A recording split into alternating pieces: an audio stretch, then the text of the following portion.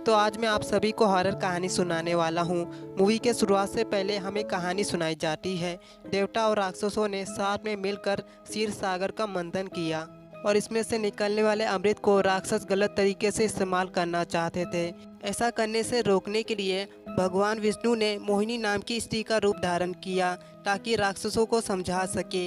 लेकिन मोहिनी को देखकर राक्षसों के अलावा देवता भी इन्हें देखकर मन मुक्त हो गए। यहाँ तक कि भगवान ब्रह्मा ने भी इस यूनिवर्स में इतनी ज़्यादा खूबसूरत स्त्री की रचना नहीं की थी, तो इन्होंने ये फैसला किया कि वो इस यूनिवर्स में एक खूबसूरत सी स्त्री की रचना करेंगे जिनका नाम है अहिल्या, भगवान ब्रह्मा की बेटी। अहिल्या की देखभाल करने का काम भगवान ब्रह्मा ने गौतम महर्षि को दे दिया। आश्रम में रहते हुए अहिल्या को ज्ञान की प्राप्ति हुई। फिर इसके बाद अहिल्या बड़ी हो जाती है और उनकी शादी भगवान ब्रह्मा गौतम महर्षि से करवा देते हैं। एक दिन जब गौतम नहाने के लिए बाहर गए हुए थे तो भगवान इंद्रा गौतम के भेष में आकर अहिल्या के साथ शारीरिक संबंध बनाते हैं, जिसे गौतम रंगे हाथ पकड़ लेते हैं और वो भगवान इंद्रा को श्राप दे देते हैं। इसके अलावा वो अहिल्या की खूबसूरती उनसे छीन लेते हैं और उन्हें एक पत्थर की मूर्ति बना देते हैं। नरेटर का कहना है कि इसी से मिलती हुई कहानी एक गांव में घटी थी।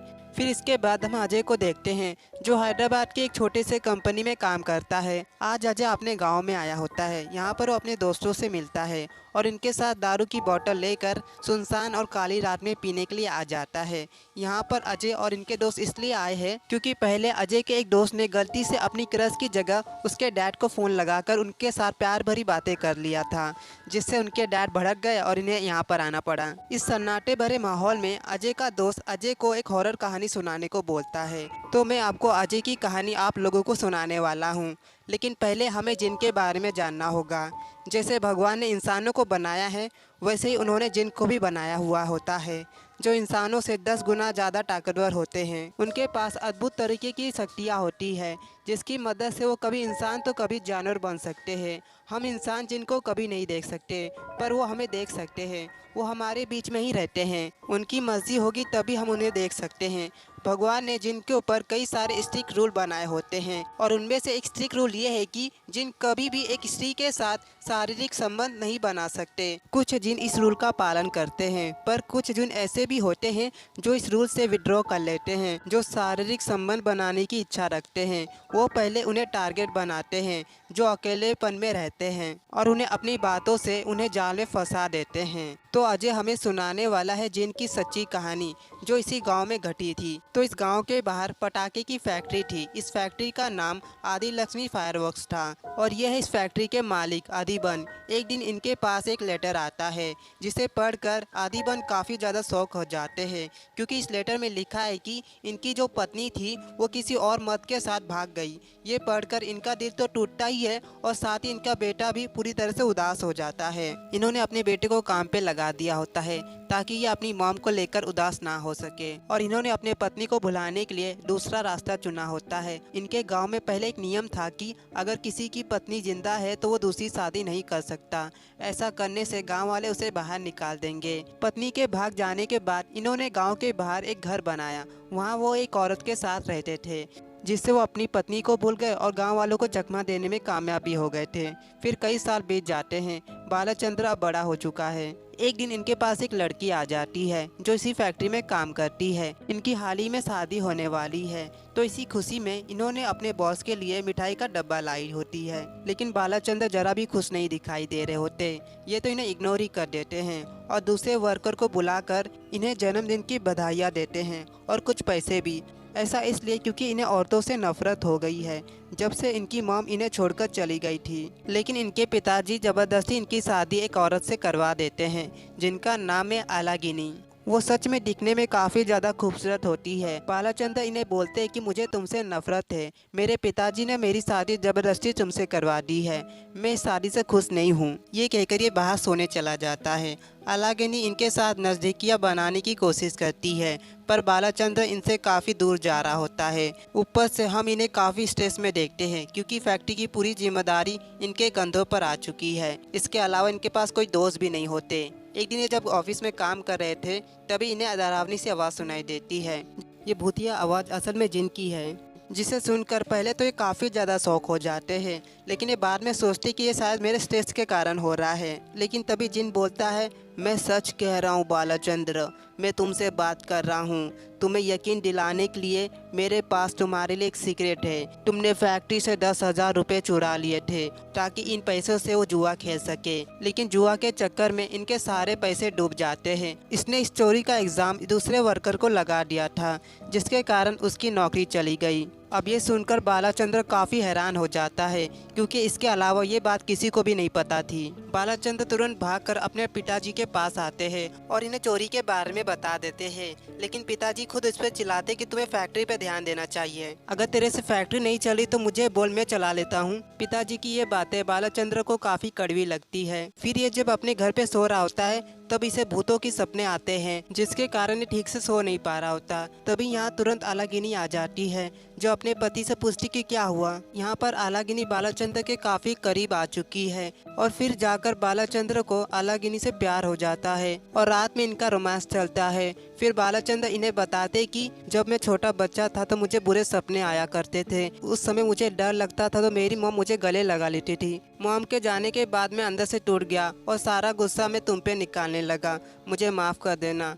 आलागिनी इसे माफ़ कर देती है। फिर ये दोनों खुशी से अपनी ज़िंदगी बिताने लग जाते हैं। यहाँ तक कि पहले जो लड़की इनके सामने आई थी मिठाई का डब्बा देने, वो उस लड़की के घर पे आ जाते हैं और उनसे दिल से उस दिन के लिए माफ़ी मांग रहे होते हैं। तो इनकी ज़िंदगी में आलागिनी आने से इनकी ज़िंदगी काफ़ी बदल जाती है। जब ये ऑफिस में अपने पत्नी के साथ होते हैं तो जिन आलागिनी को काफ़ी ध्यान से देख रहा होता है। आलागिनी के जाने के बाद जिन दोबारा से बालाचंद्र से बात करता है, लेकिन इस बार ये डरते नहीं और कहते कि कौन हो तुम, क्या चाहिए। जिन कहता है, मैं तुम्हें अपनी सच्चाई नहीं बता सकता, लेकिन तुम्हारे सपने सच कर सकता हूँ। जो तुम्हारी फैक्ट्री है मैं उसे और बड़ा कर सकता हूँ। बालाचंद्र कहता है, बदले में तुम्हें क्या चाहिए। मुझे बदले में तुम्हारे पत्नी का थोड़ा सा खून चाहिए। बालाजी पहले ऐसा करने से मना कर देता है, लेकिन वो ध्यान से सोचता है कि ये तो सिर्फ थोड़ा सा खून मांग रहा है, मुझे दे देना चाहिए, आखिर कोशिश करने में क्या जाता है। फिर अपनी पत्नी को बेहोश करके उनका खून एक छोटे से बोतल में भर लेता है और इस बोतल को लेकर ऑफिस में आ जाता है। जिन बोलता है, अच्छा बहुत बढ़िया, एक काम करो, तुम उस खून को टेबल पे चुआ दो और अपनी आंखें बंद कर लो। बालाचंद्र ठीक ऐसा ही करता है। फिर हम जिन को देखते हैं, जो दिखने में काफी भयानक होता है। ये आलागिनी का खून चाटकर गायब हो जाता है और बालाचंद्र को कहता है कि बहुत बढ़िया, तुमने मुझे खुश किया, अब मेरी बारी है तुम्हें खुश करने की। अगले दिन से इनका बिजनेस काफी तरक्की पे चलने लगा। इन्हें काफी ज्यादा प्रॉफिट हो रहा था। अब कस्टमर यहीं से पटाखे लेना शुरू कर देते हैं। बालाचंद्र ये देखकर खुश तो था ही, साथ ही इनके पिताजी अपने बेटे पे काफी गर्व कर रहे होते हैं। फिर बालाचंद्र ने उधारी के पैसे लेकर एक नई फैक्ट्री बनाने की शुरुआत की। सब कुछ बढ़िया चल रहा था, लेकिन प्रॉब्लम तब आती है जब बालाचंद्र काफी लालची हो जाता है। फिर ये अपने ऑफिस में जिन को बुलाता है और उसे कहता है कि तुम्हारी वजह से मैंने अपने फैक्ट्री से 2 गुना ज्यादा प्रॉफिट कमाया और मैं चाहता हूँ कि तुम मुझे और भी अमीर बना दो। जिन कहता है, हाँ मैं तुम्हें जरूर अमीर बना दूंगा, लेकिन इसके बदले तुम्हें मुझे कुछ देना होगा। बालाचंद्र कहता है, हाँ ठीक है, तुम्हें फिर से खून चाहिए ना। लेकिन तभी जिन कहता है, नहीं मुझे खून नहीं चाहिए, मुझे तुम्हारी पत्नी चाहिए ताकि मैं उसे चख सकूं। ये बातें सुनकर बालाचंद्र काफी क्रोधित हो जाता है और बोलता है कि ये तुम क्या मांग रहे हो, ये मैं तुम्हें नहीं दे सकता। तब जिन कहता है, ये सब तुम मुझे नहीं बोल सकते, मैंने तुम्हें शहर के ऊंचाई पर पहुंचाया तो मैं तुम्हें नीचे भी गिरा सकता हूँ। इस समय बालाचंद्र काफी मुश्किल समय में फंस चुका है। अगर इसने जिन की बात को नहीं माना तो ये इसके बिजनेस को गिरा देगा, और ऐसा होता भी है। एक दिन जब ये न्यूज़पेपर पढ़ रहे थे तब इन्हें पता चलता है कि प्रदूषण के कारण सरकार ने पटाखों के फैक्ट्री पे बैन लगा दिया है। ये सुनकर बालाचंद्र पूरी तरह से हिल जाते हैं। ये तुरंत सरकार से इस चीज की बातें करने उनके ऑफिस आ जाते हैं। यहाँ का एक एम्प्लॉय ने बताता है कि आपको टेंशन लेने की जरूरत नहीं है, सरकार इस बैन को जल्द ही हटा देगी। ये सुनकर इन्हें थोड़ी राहत मिलती है। फिर अपने पटाखे के स्टॉक को नए फैक्ट्री में ले जा रहे होते हैं ताकि बैन हटते ही ये अपने स्टॉक को जल्दी बेच सके। फिर हम देखते हैं कि रात के समय काफी तेज बारिश हो रही होती है। इस बारिश के कारण बालाचंद्र को काफी नुकसान हो जाता है, क्योंकि इन्होंने जो नई फैक्ट्री बनाई थी उसकी छत काफी कमजोर थी। उसमें से पानी टपकने के कारण यहाँ जो पटाखे के स्टॉक रखे हुए थे वो पूरी तरह से गीले हो जाते हैं।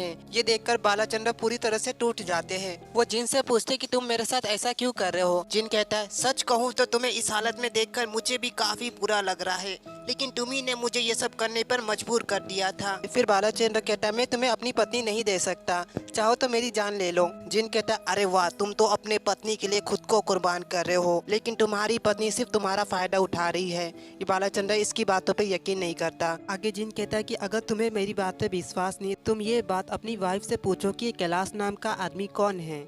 तब वो अपनी वाइफ से पूछता है कि तुम कैलाश को जानती हो क्या। एलागिनी कहती हाँ, वो मेरा पहला पड़ोसी था, बचपन में हम दोनों साथ में खेलते थे, हम दोनों को प्यार हो गया, लेकिन वो मुझसे शादी नहीं करना चाहता था, तो मैंने उससे दूरी बना ली और आपसे शादी कर ली क्योंकि मैं आपसे प्यार करती हूँ। ये सुनकर बालाचंद्र को राहत मिलती है और वो जिनको कहता है कि तुम मुझे मेरी पत्नी के खिलाफ भड़का रहे हो, मेरी पत्नी ने उस कैलाश को पहले ही छोड़ दिया था। तब जिन कहता है कि तुम्हारी पत्नी ने पूरी सच्चाई नहीं बताई तुम्हें। तब जिन इसे खुद ही अपनी आंखों से दिखा देता है। हम देखते कि एलागिनी किसी और मर्द के साथ संबंध बना रही है।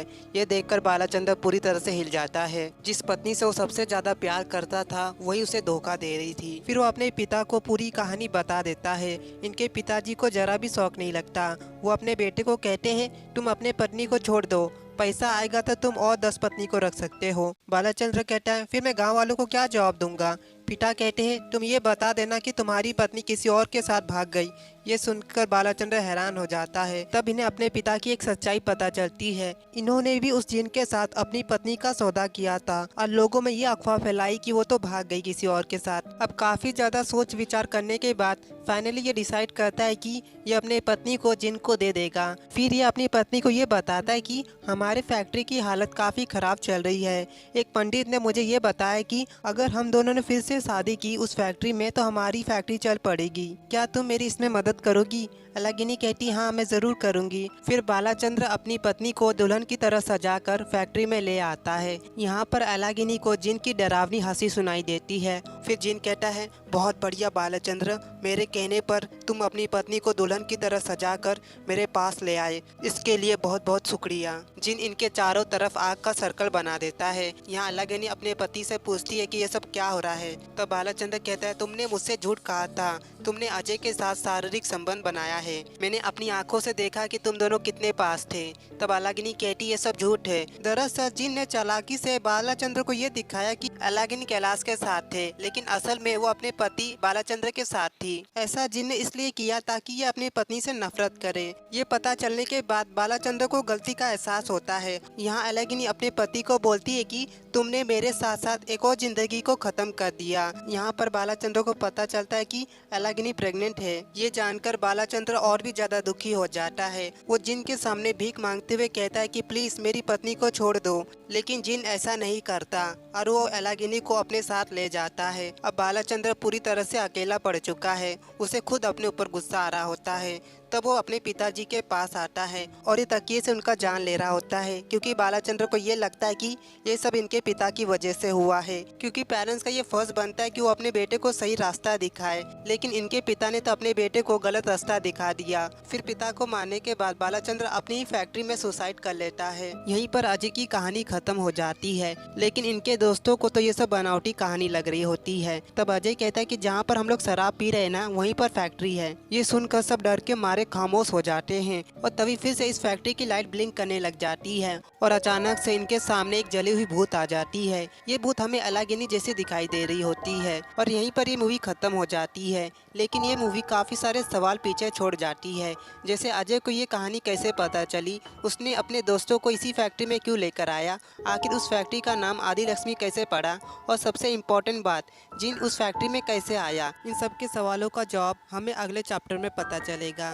सो आई होप आपको आज की वीडियो पसंद आई होगी। वीडियो पसंद आया तो चैनल को सब्सक्राइब कीजिए। मिलते हैं अगली वीडियो के साथ।